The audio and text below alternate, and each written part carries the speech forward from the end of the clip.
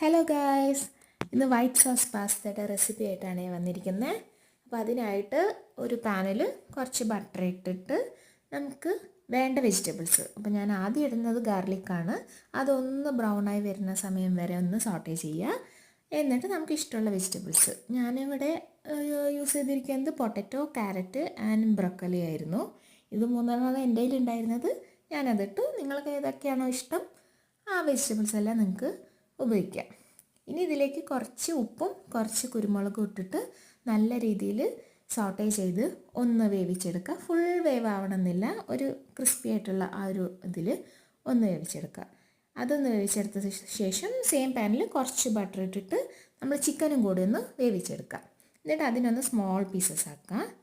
ഇനി പാസ്ത ഉണ്ടാക്കാനായിട്ട് നമ്മൾ ആദ്യം ബട്ടർ ഒഴിച്ചു. അതിലേക്ക് ഒരു 2 ടേബിൾ സ്പൂൺ മൈദ അതിട്ടിട്ട് നന്നായി അതൊന്ന് റോസ്റ്റ് ചെയ്ത് കൊടുക്കുക. മൈദ നല്ല റോസ്റ്റായിട്ട് വരുമ്പോൾ അതിലേക്ക് കുറച്ച് പാൽ, ഒരു 1/2 ഗ്ലാസ് അളവിൽ പാലൊഴിക്കുക. എന്നിട്ട് ആ പാലൊഴിച്ചിട്ട് നന്നായി അതൊന്ന് കുറുക്കിയെടുക്കുക. ലംസ് ഉണ്ടാവേ, അപ്പോൾ ലംസ് ഒന്ന് എല്ലാം അലിഞ്ഞു പോകാനായിട്ട് ഞാൻ വിസ്ക് ഉപയോഗിച്ചിട്ടുണ്ട്. അപ്പോൾ നമ്മൾ വിസ്ക് എടുത്തിട്ട് നന്നായി ഒന്ന് ഇളക്കി കൊടുക്കുക. അതിൻ്റെ ഇടയിൽ ഞാൻ കുറച്ച് വെള്ളം ഒഴിക്കുന്നുണ്ട്. എനിക്ക് പാലിൻ്റെ ടേസ്റ്റ് അത്ര അധികം ഇഷ്ടമല്ലാത്തതുകൊണ്ട് ഞാൻ കുറച്ച് വെള്ളം കൂടി ഒഴിക്കുന്നുണ്ട്.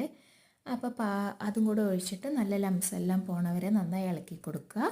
എന്നിട്ട് അതിലേക്ക് ചീസ് സ്ലൈസ് ഇടുക. ഞാൻ 2 ചീസ് സ്ലൈസാണ് ഉപയോഗിച്ചിരിക്കുന്നത്. നിങ്ങൾക്ക് ഇഷ്ടമുള്ള ചീസ് ഏതാണോ അതിടുക.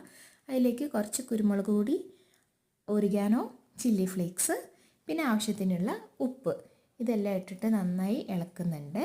ആ ചീസ് സ്ലൈസൊക്കെ ഒന്ന് ഏകദേശം അലിഞ്ഞ ശേഷം ഞാനിവിടെ റോസ്റ്റ് ചെയ്ത് വെച്ച നമ്മുടെ വെജിറ്റബിൾസ് ഉണ്ടല്ലോ, ആ വെജിറ്റബിൾസ് എല്ലാം അതിലേക്ക് ഇട്ട് കൊടുക്കുന്നുണ്ട്. അപ്പോൾ നമ്മൾ റോസ്റ്റ് ചെയ്ത വെജിറ്റബിൾസ് എല്ലാം ഇട്ട് നന്നായി ഇളക്കുക. അതിൻ്റെ കൂടെ തന്നെ നമ്മൾ വേവിച്ച് വെച്ച, അതായത് വെള്ളത്തിൽ ഒരു നുള്ളു ഉപ്പും ഒരു നുള്ളു ഓയിലും ഒഴിച്ച് വേവിച്ചെടുത്ത പാസ്തയാണ്. ഇത് മാക്രോണിയാണ് ഞാൻ യൂസ് ചെയ്തത്. അതും കൂടെ ഇതിലേക്ക് ഇട്ടിട്ട് നല്ല രീതിയിൽ യോജിപ്പിച്ചെടുക്കുക. ഇപ്പോൾ വേണമെങ്കിൽ നമുക്ക് ഉപ്പോ എരിവോ എന്തെങ്കിലും ആവശ്യമുണ്ടെങ്കിൽ നമുക്ക് ഇട്ട് കൊടുക്കുക. എനിക്കെല്ലാം ഓക്കെ ആയിരുന്നു, അതുകൊണ്ട് പിന്നെ ഞാൻ ഇട്ട് കൊടുത്തില്ല. അപ്പോൾ നല്ല രീതിയിൽ യോജിപ്പിച്ചെടുക്കുക. നമുക്ക് എത്ര കൺസിസ്റ്റൻസി വേണം അതിനനുസരിച്ച് ആ കൺസിസ്റ്റൻസിയിലാക്കിയിട്ട് ഓഫ് ചെയ്യുക, കഴിക്കാം. താങ്ക്